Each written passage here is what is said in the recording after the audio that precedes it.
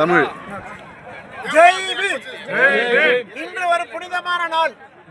சமதர்மம் சமுதாயம் அமைத்த புறப்பட்ட நம்முடைய தானை தலைவர் சட்டப்பிதா அண்ணல் அம்பேத்கர் புரட்சி தலைவர் கோலார் தங்கவயலுக்கு வந்ததை நினைவூட்டி இங்கே ஒரு மாபெரும் மண்டபம் கட்டப்படுகிறது. அதிலே புரட்சியாளர் அண்ணல் அம்பேத்கர் அவருடைய திருவுருவச் சிலையும், அதற்கடுத்து இந்த சனாதன தர்மத்திற்கு சம்மட்டி அடி கொடுத்த நம்முடைய வழிகாட்டி கௌதம புத்தருடைய சிலையும் இங்கே நிறுவப்பட்டு, மேலும் கூட ஒரு லைப்ரரியை இங்கே ஏற்படுத்தப்படுகிறார்கள். ஒரு டிஜிட்டல் லைப்ரரி மற்றும் சாதாரண லைப்ரரி இங்கே இருக்கும். ஆகவே இந்த தினத்தை நாங்கள் விசிகாவின் சார்பாகவும் தலித் அமைப்புகளின் சார்பாகவும் மிகவும் பெருமையோடு இன்று இந்த நாளை கொண்டாடி கொண்டிருக்கிறோம். ஏனென்று சொன்னால், இந்த மனித வர்க்கம் இந்தியாவிலே சனாதன தர்மத்தை ஒழித்து சமதர்ம சமுதாயத்தை படைக்க புறப்பட்ட போர்வால் அண்ணல் அம்பேத்கர் அவர்கள். அவரை நாம் மறந்துவிடக் கூடாது. கோலார் தங்கவயலிலும் மற்றும் சுற்றுப்புற வட்டாரங்களிலே கூட இந்த நவீன காலத்தில் அவரை மறக்கின்ற ஒரு சூழ்நிலை இருந்தது. அதை புதுப்பிக்கின்ற வகையிலே நம்முடைய தலித் அமைப்புகளுடைய போராட்டத்திற்கு மத்தியில் அவர்களுடைய மற்றவர்களுடைய வேண்டுதலுக்கு பிறகு நம்முடைய சட்டமன்ற உறுப்பினர் அவர்கள் இந்த மாபெரும் கட்டடத்தை நிறுவி அண்ணல் அம்பேத்கருடைய சிந்தனையையும் கொள்கையையும் கோட்பாடுகளையும் இங்கே மக்களுக்கு தெரியப்படுத்த இருக்கிறார். நான் இந்துவாக பிறந்து விட்டேன், ஆனால் இந்துவாக மறிக்க மாட்டேன். ஏனென்று சொன்னால், இந்து சனாதன தர்மத்தில் ஏற்றத்தாழ்வு இருக்கிறது, மேலோர் கீழோர் இருக்கிறார்கள். ஆகவே அதை விடுத்து சுமார் 10 லட்சம் மக்களை கூட்டி அவர் கௌதம புத்தருடைய புத்த மதத்தில் சேர்ந்தார். அந்த கொள்கையை நாம் ஏற்றுக்கொண்டிருக்கிறோம். அவருடைய வழியிலே நாம் நடக்க வேண்டும். ஆகவே இந்த நன்னாளில் சட்டமன்ற உறுப்பினர் அவர்களுக்கு கூட விசிகாவின் சார்பாக நன்றி தெரிவித்துக் கொள்கிறோம். ನನ್ರಿ ಜೈ ಭೀಮ್. ಆತ್ಮೀಯ ಬಂಧುಗಳೇ, ಜೈ ಭೀಮ್. ಇವತ್ತು KGF ನಗರದಲ್ಲಿ ಬಾಬಾ ಸಾಹೇಬ್ ಡಾಕ್ಟರ್ ಅಂಬೇಡ್ಕರ್ ಅವರ ಸ್ಮಾರಕ ಭವನದ ಗುದ್ದಲಿ ಪೂಜೆಯನ್ನು ಬೌದ್ಧ ಪೂಜೆಯೊಂದಿಗೆ ಇವತ್ತು ನಮ್ಮ KGFನ ಶಾಸಕರು ನೆರವೇರಿಸಿದ್ದಾರೆ. ತುಂಬ ಧನ್ಯವಾದ ಅವರಿಗೆ. ಜೊತೆಗೆ ಈ ಕಾರ್ಯಕ್ರಮ ಅಂಬೇಡ್ಕರ್ ಅವರ ಏನು ಸ್ಮಾರಕ ಭವನ ಅಂತಕ್ಕಂಥದ್ದು ಕರ್ನಾಟಕ ರಾಜ್ಯಕ್ಕೆ ಬಾಬಾ ಸಾಹೇಬ್ ಡಾಕ್ಟರ್ ಅಂಬೇಡ್ಕರ್ ಅವರು 10 ಊರಿಗೆ ಕಾಲು ಹೆಜ್ಜೆಗಳನ್ನು ಎತ್ತಿಟ್ಟಿರ್ತಕ್ಕಂಥ ಒಂದು ಸಂಭವ ಇದೆ. ಕರ್ನಾಟಕದಲ್ಲಿ ಯಾವ ಊರಿಗೆ ಬಾಬಾ ಸಾಹೇಬರು ಬಂದೋದರೋ ಆ ಊರುಗಳಲ್ಲೆಲ್ಲ ಕೂಡ ಒಂದು ಸ್ಮಾರಕ ಭವನವನ್ನು ಅವರ ಹೆಜ್ಜೆ ಗುರುತಾಗಿ ಕಟ್ಟಲೇಬೇಕಂತೇಳಿ ದಲಿತ ಸಂಘಟನೆಗಳ ಒಂದು ಹೋರಾಟವಾಗಿತ್ತು.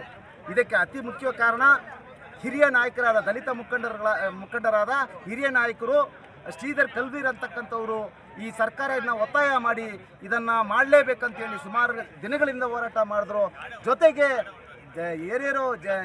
ಜನಪರ ಹೋರಾಟ ಸಂಘಟನೆಗಳು ಮತ್ತು ಇವತ್ತಿನ ನಮ್ಮ ಕಾಂಗ್ರೆಸ್ ಪಕ್ಷದಲ್ಲಿರ್ತಕ್ಕಂಥ ಮಂತ್ರಿಗಳು, ಶಾಸಕರುಗಳೆಲ್ಲ ಕೂಡ ಇದಕ್ಕೆ ಮಾಡಲೇಬೇಕನ್ನೋ ಒಂದು ಹಠ ಹಿಡಿದು ಈ ಕಾರ್ಯಕ್ರಮಗಳನ್ನು ನೆರವೇರಿಸಿದ್ದಾರೆ.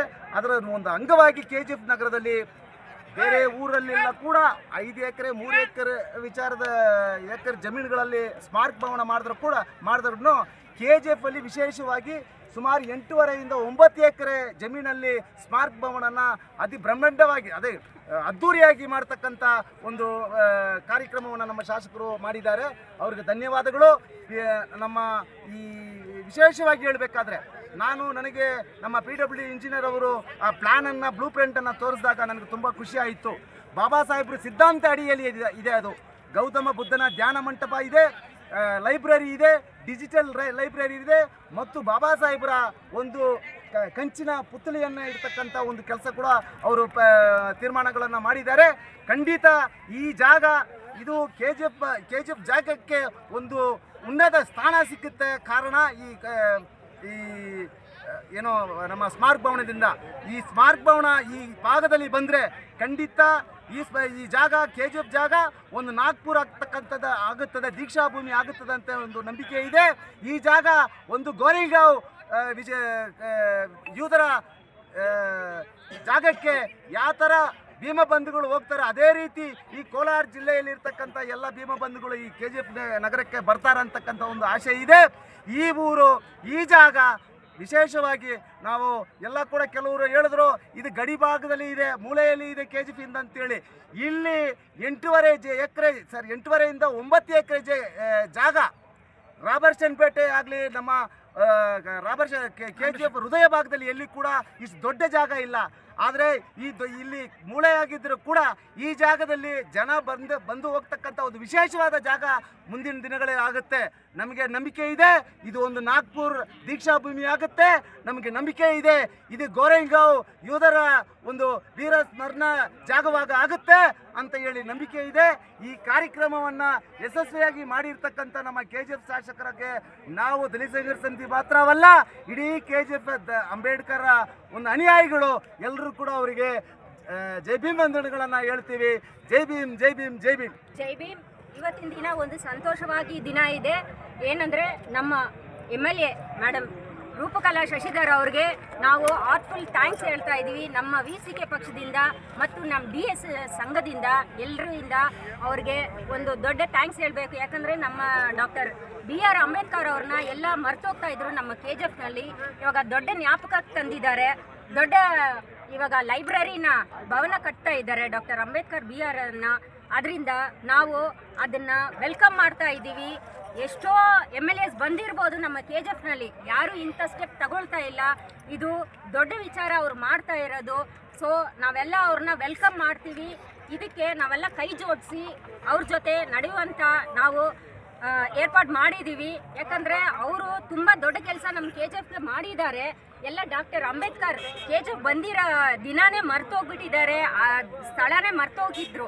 ಆದರೆ ಮೇಡಮ್ ಅವರು ಈ ಜ್ಞಾಪಕನ ಮಾಡಿ ದೊಡ್ಡ ಭವನ ಅದನ್ನು ಕಟ್ಟಿ ಡಿಜಿಟಲ್ ಲೈಬ್ರರಿ ಮತ್ತು ಬುದ್ಧ ಅವ್ರಿಗೆ ಒಂದು ಸ್ಟ್ಯಾಚ್ಯೂಸ್ನ ಇಟ್ಟು ಆ ಬುದ್ಧ ವಿಹಾರದಿಂದ ಆ ಡೂಮ್ನಲ್ಲಿಯೇ ತರಬೇಕು ಅಂತ ಸುಮಾರು ಇದನ್ನು ತೋರಿಸಿದ್ದಾರೆ. ಬ್ಲೂ ಪ್ರಿಂಟನ್ನೆಲ್ಲ ಎಕ್ಸ್ಪ್ಲನೇಷನ್ ಮಾಡಿದ್ರು. ಅದ್ರ ಫುಲ್ ಕಂಪ್ಲೀಷನ್ ಆದರೆ ನಮ್ಮ KGFನ ಒಂದು ಟೂರಿಸ್ಟ್ ಪ್ಲೇಸ್ನ ಅವ್ರನ್ನ ತರಬೇಕು.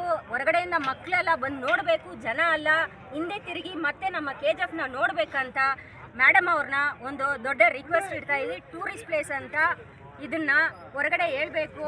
ಆಮೇಲೆ ಇದು ಮುಗಿಸ್ಮೇಲೆ ಹೇಳ್ತಾರೋ ಇಲ್ಲ ಇವಾಗೇ ಅವರು ಇಂಟ್ರೊಡಕ್ಷನ್ ಮಾಡ್ತಾರೋ.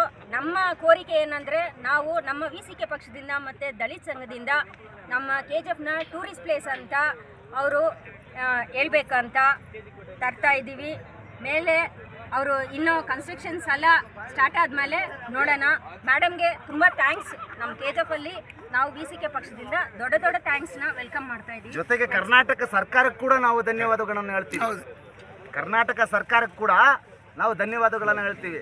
ಇಡೀ ಕರ್ನಾಟಕದಲ್ಲಿ ನೀಲಿ ಜೆಂಡವನ್ನು ಪ್ರಚಾರ ಮಾಡಿದ್ದು ಸಂದಿಗೆ ನೀಲಿ ಜೆಂಡ ಇದೆ ಅಂತ ಹೇಳಿದ್ರೆ ಮಾನ್ಯ ಸಿದ್ದರಾಮಯ್ಯನವರ ಒಂದು ಆದೇಶದಿಂದ ಇವತ್ತು ಕರ್ನಾಟಕದಲ್ಲಿ ನೀಲಿ ಜೆಂಡ ಅಂಬೇಡ್ಕರ್ಗೆ ಸ್ವಂತ, ನೀಲಿ ಜೆಂಡ ಸಮಾನತದ ಜೆಂಡ ಅಂತ ಹೇಳಿ ಇಡೀ ಕರ್ನಾಟಕ ರಾಜ್ಯಕ್ಕೆ ನೀಲಿ ಜೆಂಡವನ್ನು ಪರಿಚಯ ಮಾಡಿ ಸಂದಿಗೆ ಇವತ್ತಿನ ದಿನ ನೀಲಿ ಧ್ವಜವನ್ನು ಆರಿಸೋಕ್ಕೆ ಕಾರಣಕರ್ತರಾಗಿರ್ತಕ್ಕಂಥ ನಮ್ಮ ಮಾನ್ಯ ಮುಖ್ಯಮಂತ್ರಿ ಕೂಡ ನಾವು ಧನ್ಯವಾದಗಳನ್ನು ಹೇಳ್ತೀವಿ. ಜೈ ಭೀಮ್.